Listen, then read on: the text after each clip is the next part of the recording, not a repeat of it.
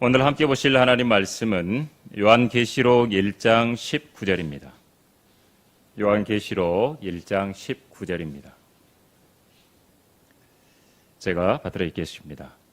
그러므로 내가 본 것들과 현재 있는 일들과 이후에 일어날 일들을 기록하라. 미래를 알려주는 책을 공부하라는 제목으로 요한계시록 첫 번째 시간 함께 갖도록 하겠습니다. 제가 기도하겠습니다. 아버지 하나님께서는 영원부터 영원을 관장하고 계십니다.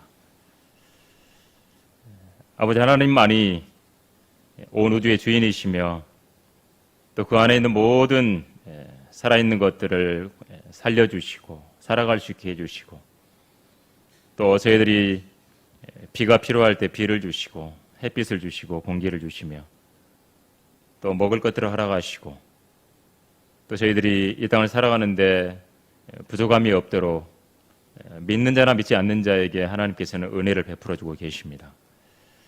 저희들 그러한 부분들을 늘 인식하며 살아가는 저희들 되게 하여 주시고 무엇보다도 오늘부터 또 요한계시록을 통해서 아버지 하나님께서 미래의 어떤 일들을 계획하고 계시고 앞으로 되어질 일들을 분명히 아는, 그래서 현재의 삶을 저희들이 신실하게 살아내는 저희들이 될 수 있도록 인도해 주시옵소서. 하나님 말씀 또 저희들 함께 요한계시록 공부할 때 성령님께서 저희들의 지각을 열어주시고 또 하나님 말씀을 쉽게 이해하고 알 수 있도록 늘 도와주시기 원합니다. 마귀가 일체 방해하지 못하도록 막아주시길 원하오며 주 예수 그리스도 이름으로 기도드립니다. 아멘. 여러분, 미래를 알려주는 책, 성경입니다. 성경. 성경은 예언의 책입니다. 그러니까 성경에서 이렇게 된다 그러면 그냥 그대로 됩니다. 그렇죠? 여러분, 그 세상에 무슨 소설책이라든지 뭐 그런 거 보면 그대로 된다 그랬는데 그대로 되던가요? 그렇죠? 소설책에서는 그렇지 않습니다. 영화는 영화같이 뭐 그렇게 했을 때 이렇게 되긴 되겠죠. 근데 성경은 기록되면 한치의 오차도 없이 되는 겁니다. 여러분, 대한민국 부산 해운대에서 모래 하나를 딱 가져다가 어디 뭐 미국의 무슨 해변, 유명한 해변에 가서 한 1km 파가지고 여기다가 모래 하나를 딱 숨겨놓고 찾으라고 하는 확률이죠. 그것보다 더 할 거예요. 그러니까 하나님 말씀이 이루어지는 확률은 그렇습니다. 학자들이 또 머리도 좋아요. 그걸 뭐 계산해 보니까 뭐 10에 148승분의 1이라 그러던가. 그렇죠? 뭐 그거 계산하면 온 우주에 뭐 전자 뭐 이런 걸로 꽉 채워도 안 될 숫자라 그러더라고요. 하나님 말씀은 근데 그대로 된 거죠. 그대로 이루어진 거. 뭐 쉽게 예수 그리스도께서 구약에서 신약에 오신다고 하셨던 예언도 100% 이루어진 거거든요. 한치의 오차 없이 이루어진 거거든요. 어떻게 그럴 수가 있어요? 그렇죠? 48가지의 사실이 구약에 예언되어 있었는데 그 48가지의 사실이 한치의 오차도 없이 이루어진 거예요. 세상은요, 성경이 이루어지지 않게 하려고 갖은 예를 씁니다. 방해를 합니다. 이거 성경대로 되면 안 돼. 그래서 막 방해를 해요. 안 되게. 근데 이루어집니다. 우리 주님 오셨잖아요. 500명이 넘는 사람들에게 보이셨고 보는 데서 들리고 올라가셨잖아요. 세상 법정에서도 2명만 있으면 증인이 인정된다 그러더라고요. 그 많은 사람 보는 데서 올라가셨죠. 올라가면서 다시 오신다고 하시고, 우리 5월 마지막 주간 5월에 주님 오셨으면 했는데 5월에 주님이 안 오셨네요. 아직 공중에서 우리 데려가야 되는데 3일 남았으니까 29, 30, 31 우리 바람이죠. 주님 분명히 다시 데려오신다 그랬으니까. 자, 여러분, 예언의 책은 성경입니다. 특히나 이제 오늘 보는 요한계시록은 더더군다나 미래를 확실하게 이야기를 해줍니다. 다니엘서와 요한계시록, 이게 이제 짝이죠. 요한계시록을 알려면 다니엘서를 읽어야 되고, 다니엘서를 알려면 요한계시록을 읽어야 돼요. 그게 이제 짝으로 되어 있습니다. 우리는 이제 요한계시록을 공부를 하는 겁니다. 그래서 여기 지금 이제 나와 있지만 쉽지만 믿기 어려운 책이에요. 요한계시록. 쉬워요. 가톨릭에서는 이걸 묵시록이라 그래요. 예, 요한 묵시록. 묵시록은 보여주면 안 돼요. 저 묵시록은 가르쳐주면 안 되죠. 예, 제가 여러분에게 이렇게 해주면 안 돼요. 예, 감춰져 있어야지. 네, 계시록이에요. 예, 계시록. 알려줘야죠. 예, 보여주라고 하나님께서 우리에게 말을 하신 거예요. 예. 여러분 마지막 때 복 있는 사람이 누굴까요? 여기 오늘 요한계시록 1장 3절을 한번 잠깐 봐보세요. 계시록 1장 3절 보면 이 예언의 말씀을 읽는 자와 듣는 자들과 거기에 기록된 것들을 지키는 자들은 복이 있나니 이는 그 때가 가까움이니라. 이 예언의 말씀, 그렇죠? 이 요한계시록, 이제 여기 지금 계시록 처음 서두니까 요한계시록을 읽는 자와 듣는 자들과 거기에 기록된 것들을 지키는 자들이 복이 있다 그럽니다. 이는 그 때가 가까이 왔다. 거죠. 무슨 때가 가까운 거예요? 마지막 때가 가까이 온 거예요. 여러분 지구가 이상하지 않습니까? 그렇죠? 한 거의 10년 전, 15년 전부터 한쪽에서는 막 홍수가 나고 한쪽에서는 완전히 사막화 되어 가고, 그렇죠? 생전, 한겨울이 계속됐던 데가 거기가 날씨가 더워져 버리고, 그렇죠? 북극의 얼음들 다 녹고, 극지방의 얼음들 다 녹아내리고 있잖아요. 나라가 아예 없어지는 곳도 있잖아요, 이제. 지구가 이상한 겁니다. 그렇죠? 여러분, 우리 대한민국 그냥 이렇게 살기 좋으니까, 그냥 지구에 아무 일이 없는 게 아니에요. 지구가 이상합니다. 지구 온도가 1도, 2도 올라가면 다 죽는데요. 꿀벌이 사라지면 인간은 몇 년 있으면 인구가 없어 사람이 죽는다. 그런 말도 있잖아요. 그렇죠? 꿀벌 판매하시는 분들 그거 항상 써놨더라고. 그런 거를.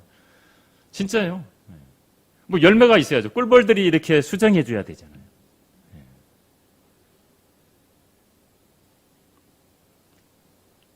근데 과학자들이 마지막 때라고 해요, 지금은. 그렇죠? 오죽했으면. 여러분, 성경에서도 마지막 때의 모습을 자기를 사랑하고, 돈을 사랑하고, 그렇죠? 자기 일만 구하고, 주님의 이름 구하지 않고, 배반하고, 분별했고, 자만하고, 쾌락을 사랑하고, 세상은 보면 온통 성경대로 돼갑니다. 도덕적인 해이가 만연하고 있습니다. 부모에게 불순종하고 감사하지 않고 교만하고 절제하지 못하고, 그렇죠? 번성을 바꿔버리고 로마서 1장대로 지금 세상이 난리잖아요. 동성애가 만연합니다. 우리 대한민국도 아동 기본 법안을 통과시키려고 계속 하고 있잖아요. 아이들이 자기들의 정체성을 결정하고, 나는 남자야, 나는 여자야. 몸은 남자인데 나는 여자라고 한다 그러면 그 여자라고 해야 된다고. 부모가 이걸 아무 터치를 못하게 만드는 법입니다. 그런 걸 지금 만들고 있습니다. 한 번씩 신문에 나잖아요. 한 번씩 매스컴에 나오잖아요. 외국인데 몸은 전부 남자예요. 근데 여자 목욕탕에 들어가요. 그대로. 여자 목욕탕에 있는데 들어가서 자기 여자래요. 자기 여자라고 그러면서 옷 벗고 그냥 다 이용하는 거예요. 여자라는데 그 주인도 못 막아요. 막으면 벌금 때려요. 법으로 걸려요. 지금 지구가 이렇게 돼가고 있어요. 그러니까 아예 성을 뜻하는 그런 몸에 이제 그런 것들을 잘라내지 않고도, 제거하지 않고 그냥 있는데 자기는 오늘은 남자, 내일은 여자 할 수 있는 거예요. 그러니까 그렇게, 물론 이제 그 사람이 성 호르몬을 계속 복용을 하고 있고 이런 게 입증이 돼야 되겠지만, 근데 그렇다는 거예요. 지금 세상이 그래요. 노아 홍수가 왜 일어났겠어요? 하나님께서. 노아의 방주가 있을 때 그런 일이 있었을 거예요. 노새날도 있었고, 노새날도. 도덕적으로 타락한 상태가 있었던 거예요. 로세 때도 그랬고요. 천사가 남자로 등장했을 때 소돔성의 사람들은 뭐예요? 그 천사들을 데려다가 알고자 한다 그랬어요. 성적인 의미거든요. 동성애를 하겠다고 끌고 가려고 했던 거예요, 천사들을. 남자니까.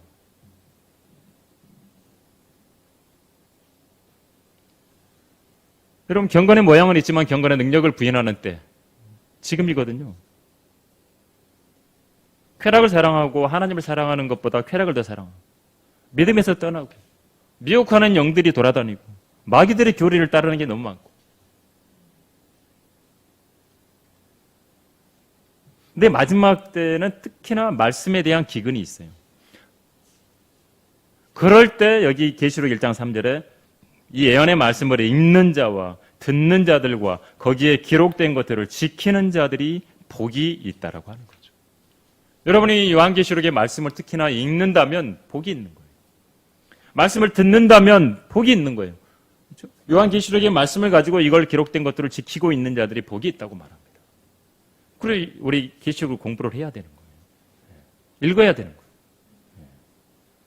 미래를 알려주는 것을 알아야 되는 거예요.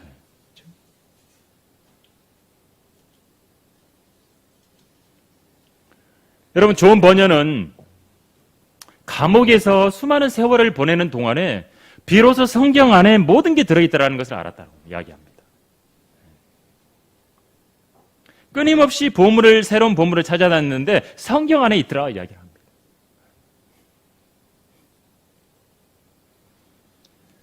여러분, 말씀을 듣는 자가 얼마나 복된지 아십니까? 의외로 저 성경 들어본 사람이 많지 않아요. 보면 창세기 1장 읽어주면 1절에 읽어주잖아요. 그러면 그런 말이 있었어? 그렇죠? 태초에 하나님께서 하늘과 땅을 창조하셨느니라. 그러니까 하나님이 창조하셨다라는 거를 처음 들어보는 거죠. 그런 사람들이 있어요. 많아요. 일본의 한 여자 기숙사에 복면 강도가 침입을 했대요. 학생들을 다 여학생을 묶어놓고 갇힌 물건들 다 내놓으라고 한 거예요. 돈이고 폐물이고 다 꺼내놨어요. 이 강도가 물건 챙겨가지고 가려고 그랬는데 한 여학생이 아저씨 저기 여기 값진 물건 있는데 왜 안 갖고 가세요? 하고 준 거예요. 책을 준 거예요. 성경책이었어요.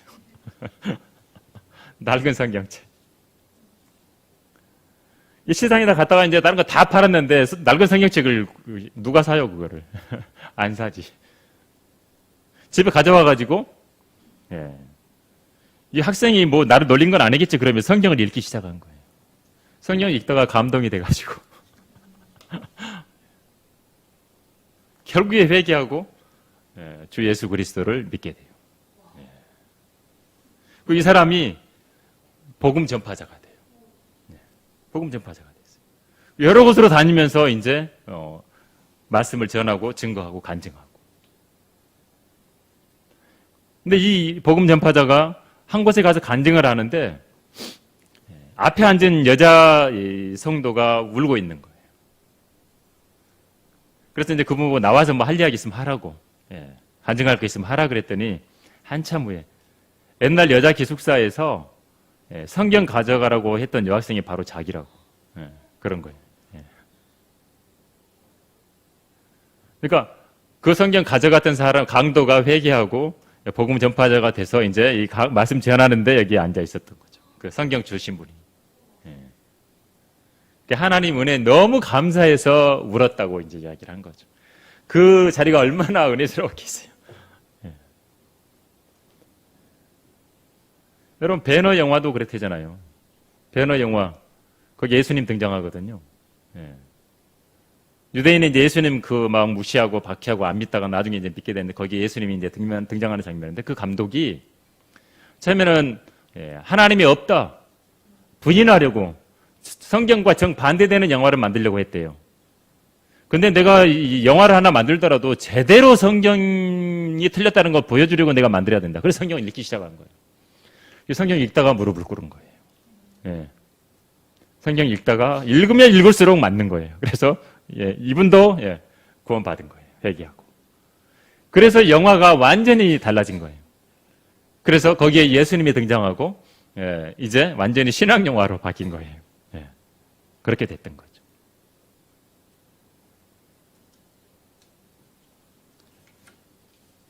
여러분, 하나님을 사랑한다. 그거는 뭐겠어요?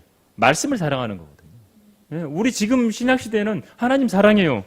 그럼 뭘로 표현해요? 말씀을 사랑하는 거예요. 기본이 첫째가. 예, 하나님 말씀을 가까이 하는 거예요. 그 말씀을 듣는 자들이 복이 있는 거거든요. 우리가 지금 우리가 그렇게 말씀을 듣고 행하고 말씀을 행하는 자들이 돼야 되고,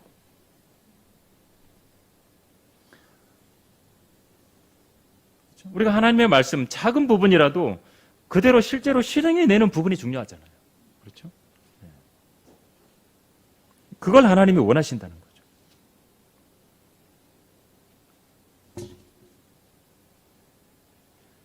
많은 미국의 많은 사람들, 특히나 이제 성경이 기본 베이스로 깔려 있는 나라였으니까 옛날에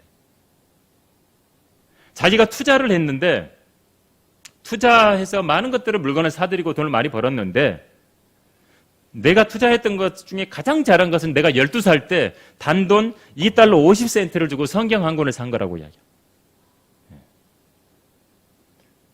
그게 이제 존 워너 메이커라는 사람, 유명한 사람, 성공한 사람. 하나님 말씀을 사랑했고 말씀대로 자기는 그렇게 했더니 이렇게 됐다라고 이야기를 하시는 분입니다. 자, 성경 요한계시록 쉽지만 믿기 어려운 책이에요. 계시록을 그러면 공부하는 방법은 뭐냐, 우리가. 그렇죠? 공부할 때 좀 방법이 있어야죠. 첫째, 유대인과 이방인과 하나님의 교회를 나눌 수 있어야 됩니다.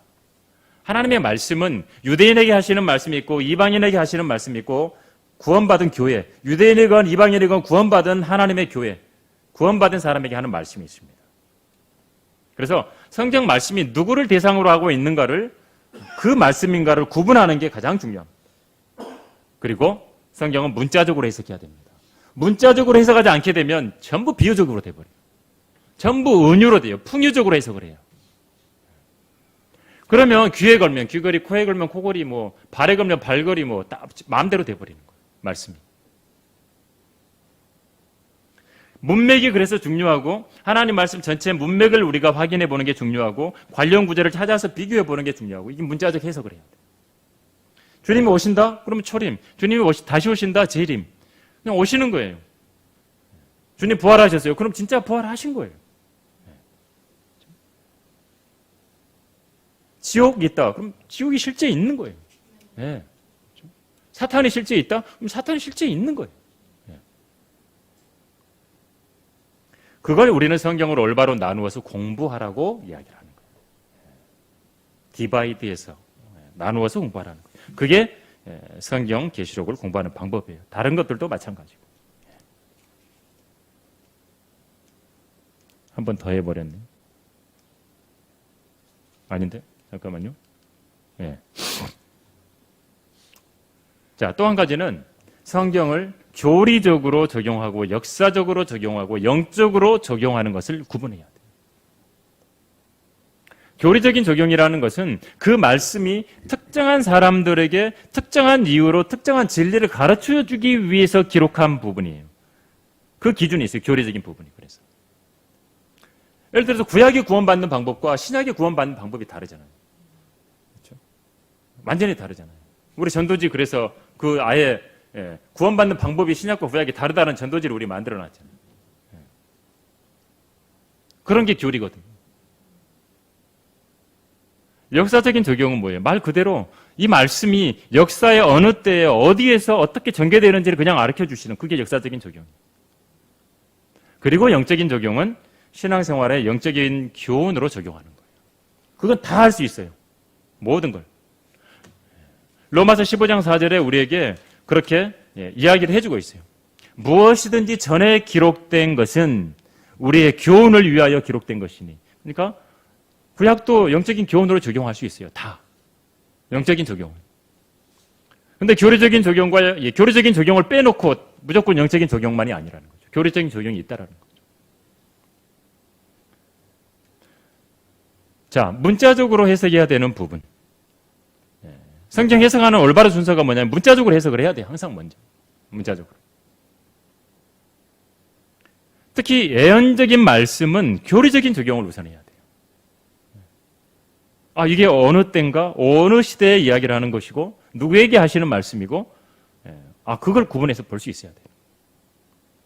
그리고 나서 역사적인 적용하고 영적인 적용을 해서 교훈을 얻어야 돼요. 이게 이제 잘못되면 종말론 연구, 종말론 연구하시는 분들이 많잖아요. 이야기도 하고. 이 사람들이 혼란에 빠지고 거짓 교리를 양산하는 경우들이 많아요. 이상한 것들이 많이 등장하고. 그건 뭐냐면 문자적인 해석을 거부하기 때문에 그래요. 풍유적인 해석을 하거나 유대인에게 주어졌는데 그걸 교회에게 전부 적용을 하는 거예요. 교회에게 하신 말씀을 유대인에 적용하고 정반대로 또 하기 때문에 그렇다라는 거예요. 그런데 하나님의 말씀은 모든 말씀이 교회를 위해서 하신 말씀이 아니에요. 이 하나님의 말씀이 전부 구원만 이야기한 게 아니잖아요. 그렇죠? 구원만 이야기하려고 그러면 여기 몇 장만 있어도 돼요. 몇 장만 있어도 된다고요. 구원만 이야기한다면. 근데 성경 말씀이 모두 교회에게 한 게 아니에요. 심지어 마태복음, 마가복음, 누가복음, 요한복음만 보더라도 이 부분에 교회에게 하시는 말씀이 아닌 게 있어요. 그러니까 갔다가 막 교회에게 막 쑤셔 넣어갖고 맞추려고 하면 안 된다는 거예요. 그래서 이걸 무시한 채 자꾸 해석을 하고 적용하려고 하고 막 억지로 맞추게 하고.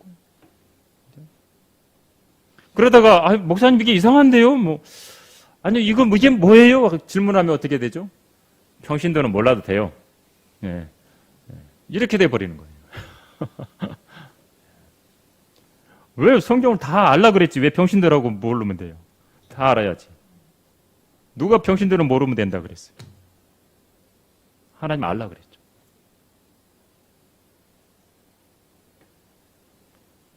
자, 그러다 보니까 잘못 적용하고 잘못 해석하고 계속 그러다 보니까 이상한 종말론이 생기는 거예요. 그러니까 이게 성경 말씀을 모르니까 어떻게 돼요? 전부 끌려가는 거예요. 저번에 늘 이야기했죠. 제가 피지로 다 끌려가가지고 여권 반납하라 그러면 여권 반납하고 오지도 못해. 거기서 이제 강제 노동하고 있어야 돼. 거기가 낙원이래요. 그러니까 다 간 거예요. 지금도 있어요. 가서. 못 돌아오고 있어요. 강제 노동하고 있어요. 무슨 북한에 끌려간 것도 아니고 거기서 강제 노동하고 있어요. 근데 거기 낙원이라고 생각하고 있는 거예요. 사람이 그렇게 될 수 있어요. 그렇게. 그게 이상한 종말론이 되는 거예요. 여러분, 교리적으로 각 장에서 발견되는 이런 특정한 교리들은 교회 시대 그리스도인들이 아닌 환란 시대 성도들에게 적용되는 거예요. 특히 이제 요한계시록. 자, 우리 그리스도인의 행위는 뭐죠?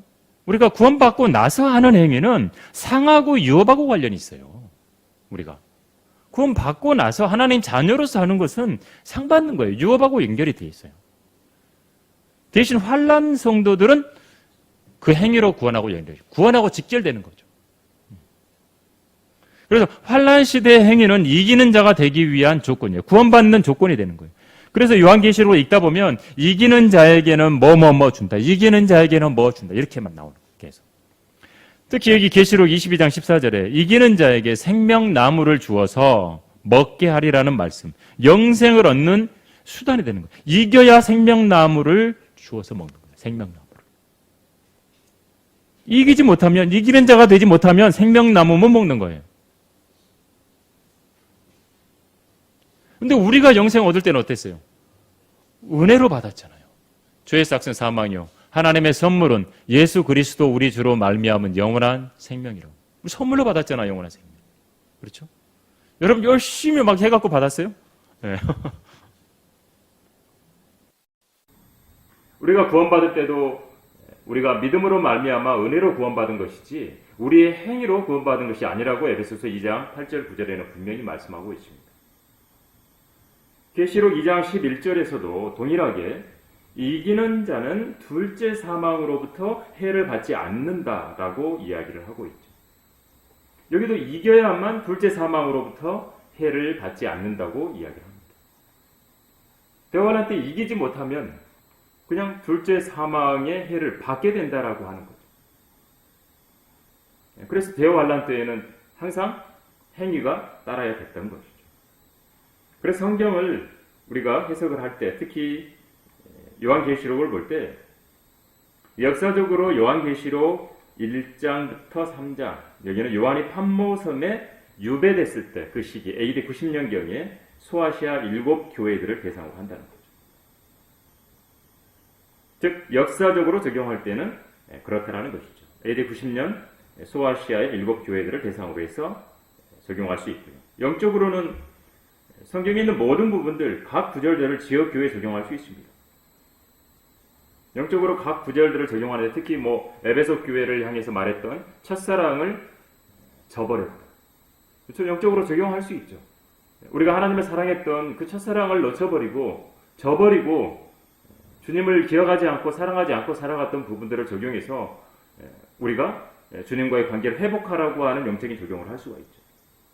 계시록 3장 라오디케아인들의 교회에 편지하는 부분들, 여기에도 보면 미지근하다고, 차지도 않고 덥지도 않다고 하면서 말씀하시는 부분, 우리의 신앙이 이렇게 돼서는 안 된다라고 영적으로 적용할 수 있다라고 하는 거죠.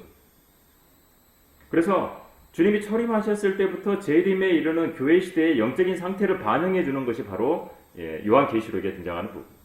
에베소 교회부터 시작해서 그 시기도 너무나 정확하게 들어맞아요. 박해를 받았던 때 또 동일하게 보면 계시록 2장 10절에 보면 열흘 동안 환난을 받는다. 실제로 그렇게 10번의 박해가 있었던 부분들도 너무나 정확하게 일치한다는 거죠. 교회 시대의 영적인 상태, 라오디케아 교회 시대의 진짜 미지근한 마지막 때의 영적인 어떤 상태를 그대로 우리가 볼 때 적용해 볼 수 있다고 하는 거죠. 자, 그렇다면 요한계시록이 어떻게 구성되어 있는가? 기록자는 당연히 사도 요한이죠. 사도이며 장로인 요한. 장로가 감독이죠. 대한예수교 장로의 장로를 말하는 게 아닙니다. 감독이며 장로이고 사도인 요한. 기록 대상은 누구예요? 소아시아에 있던 7교회. 아까 말했던 것처럼 AD 90년경에 소아시아 7교회를 대상으로 하는 거죠. 궁극적으로는 모든 신약교회 성도들에게 말씀하고 있는 부분이기도 합니다. 결국에 이 요한계시록의 말씀을 성도들이 사용을 할 때 뭐죠? 요한계시록을 이야기하면서 결국에는 이 일을 겪지 말아라라고 우리는 전하는 부분이라는 거예요. 이 전무후무한 대환난을 겪지 말라고 하나님께서 요한계시록을 기록을 하셨다는 거죠. 기록 연대는 AD 91년부터 96년이죠.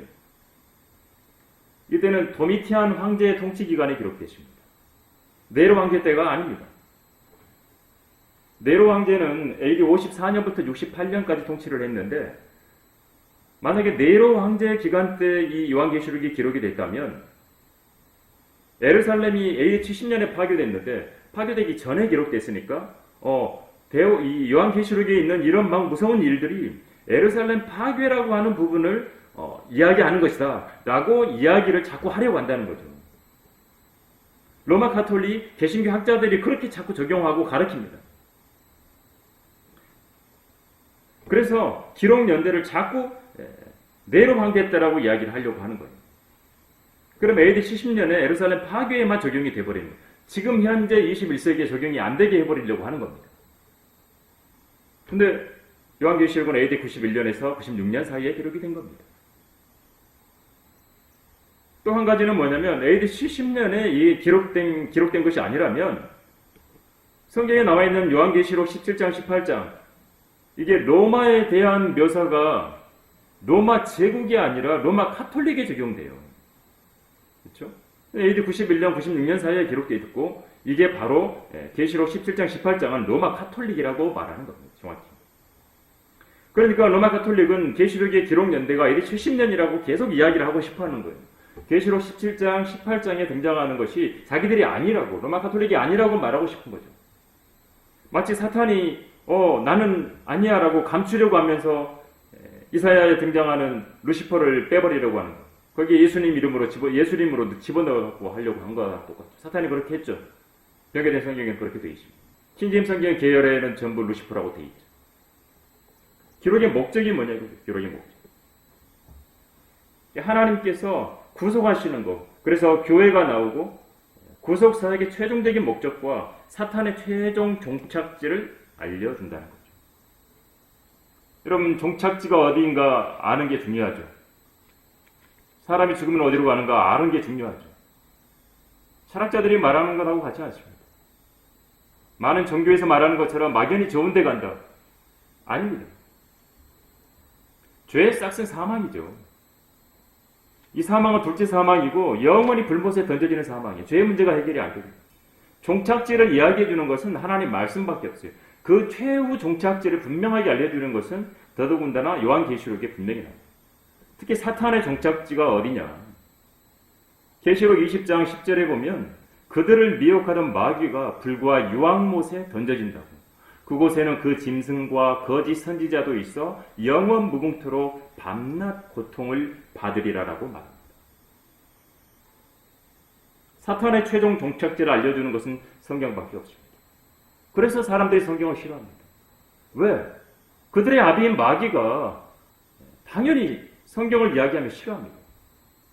그리고 또한 이스라엘의 회복을 보여줍니다. 이스라엘은 끝나지 않았습니다.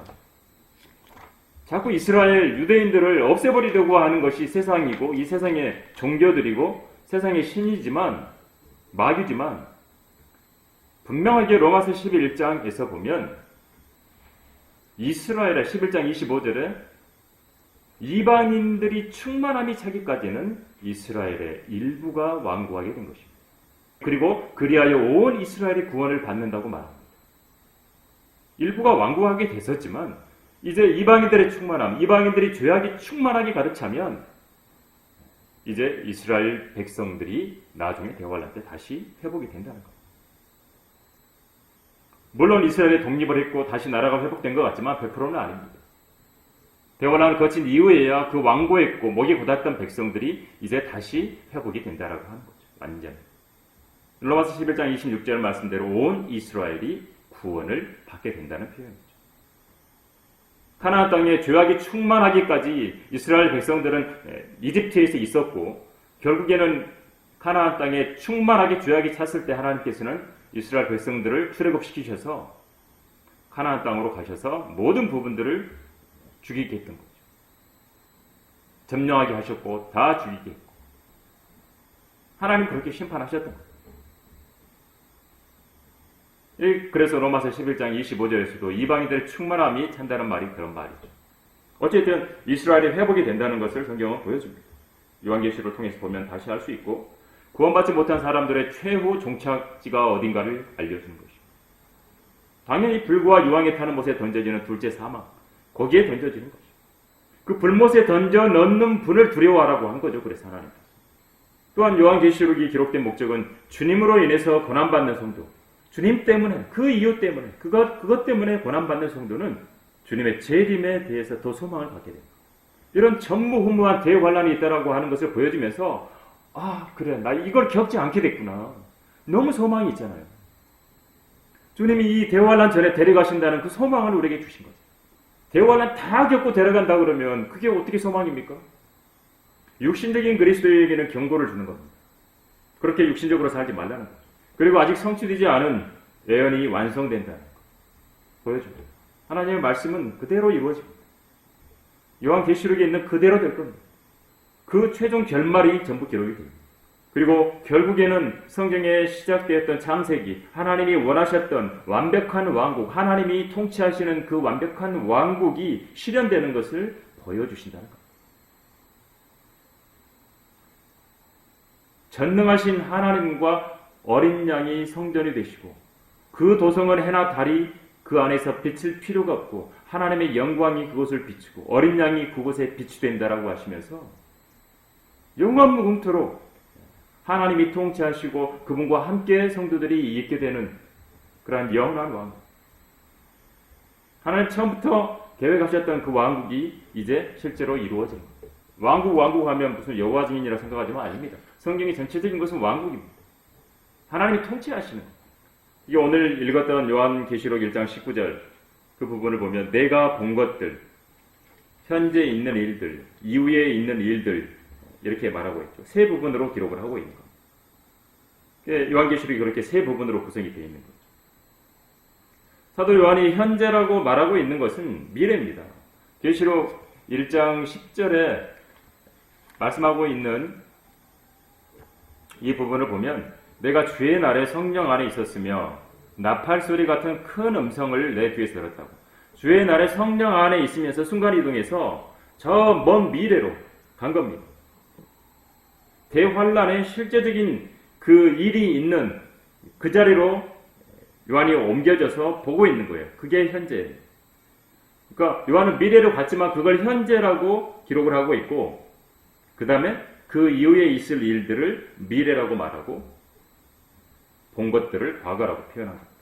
그래서 요한계시록에 나오는 사도 요한이 현재라고 말하는 것은 미래라는 거죠. 사도 요한이 요한계시록을 기록할 때 성령 안에 분명히 있었고 미래로 이동했던 것을 기억을 하면 될 겁니다. 요한계시록을 공부하는 우리의 자세를 마지막으로 보고 마치겠습니다. 요한계시록은 쉽지만 믿기 힘든 책입니다. 하나님께서 요한계시록을 어렵게 쓰지 않았어요. 서두에도 말했지만 이 예언의 말씀을 읽는 자와 듣는 자들과 거기에 기록된 것들을 지키는 자들은 복이 있다고 그랬죠. 하나님 말씀을 읽으라고 그랬죠. 듣고 기록된 걸 지키고 공부하고, 그럼 계시록을 알려주십니다. 알려줘도 안 믿으려고 하는 거죠. 믿는 마음으로 다가서면 성령님께서 일깨워 주십니다. 알려주십니다. 진리를 알고자 애를 쓰면서 진리를 찾고 나아가면 주님 알려주십니다. 주님께서는 신부를 데리러 오실 준비를 다 끝마치셨습니다. 근데 기다려주고 계십니다. 한 사람이라도 더 구원받아. 하나님의 오래 참으심이 구원이라고 말하지 않습니까? 계시록을 공부하는 이유가 무엇입니까? 신랑이신 주님을 맞이할 준비가 되어 있는지 우리 자신에게 질문을 해보라고 하는 것. 요한계시록을 통해서 미래에 되어질 일들을 보면서 미리 알려주시면서 신랑 맞을 준비가 돼 있냐 당신이. 또한 이 요한계시록을 보면서 이 악한 현 세상에서 벌어지는 일들, 세상이 어떻게 되는가를 보면서 지금 현재 또 세상에서 일이 벌어지고 있어요. 지금 요한계시록에 있는 일들을 향해서 계속 가고 있잖아요. 세상. 저 그리스도는 자기가 오는 길을 예비하고 준비하고 있고 세상을 통치하려고 한 손아귀에 집어넣으려고 하고, 코로나 때 우리 경험해봤잖아요. 통제하는 그 세상을 맛봤지 않습니까? 백신 맞으라 그러면 다 맞고 옆에 안 맞으면 눈치 주고 눈총을 주고, 이런 세상을 볼 때 주님이 다시 오심이 임박했구나, 이걸 보여주는 것이죠. 그래서 사도 요한이 AD 90년에 있으면서 저 미래로 와서 대환란 때 우리가 살고 있는 지금보다 더 미래로 갔죠. 미래로 가서 거기에서 모든 것들을 보고 기록을 합니다. 앞으로 일어날 일들을 과거로 보듯이 요한계시록을 기록을 한 겁니다. 우리도 마찬가지예요. 지금 이 땅에서 2023년을 살고 있지만 우리도 사도 요한처럼 처음 미래로 가서 대환란, 그리고 대환란 이후에 영원으로 가서 주님과 함께 영원히 있을 그곳으로 가서 지금을 바라봐야 된다. 그렇게 우리는 요한계시록을 공부해야 된다. 그래서 공부해야 된다. 그리고 우리가 성경을 공부하면서 말씀을 상고하는 것은 말씀이신 주님에 대해서 더 잘 알 수 있기 때문입니다. 주님 그걸 원하실 겁니다. 특히 요한계시록을 우리가 공부하면서 성경에서 말씀하시는 확실한 예언의 말씀, 또 실제로 이루어져가는 하나님의 말씀, 이 말씀을 우리가 차분하게 저와 함께 또 공부해 가면서 하나님께서 원하시는, 요한계시록을 통해서 우리가 얻기를 원하시는 부분들을 다 그렇게 얻게 되는 성도들이 다 되시기를 바랍니다. 제가 기도하고 마치겠습니다. 하나님 아버지, 감사를 드립니다. 저희들이 요한계시록의 말씀을 또 공부하려고 합니다.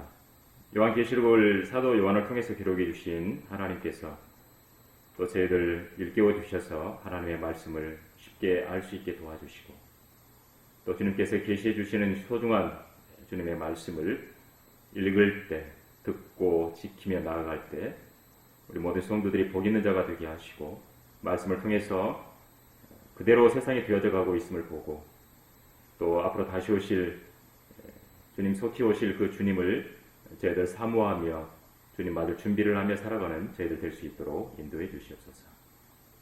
또한 주님 맡겨주신 소중한 복음을 한 사람이라도 더 주님께 인도하며 전할 수 있는 저희들이 되기를 원합니다. 이러한 마지막 때를 저희들 살아가고 있음을 요한계시록을 통해서 다시 한번 주님 알려주시고 또 이 미래를 알려주는 책인 하나님의 말씀을 저희들 모두가 신실하게 공부함으로 주님이 원하시는 바를 또 이루고 말씀 안에서 잘 성장하는 저희들 될 수 있도록 인도해 주시옵소서. 주 예수 그리스도 이름으로 기도드립니다. 아멘.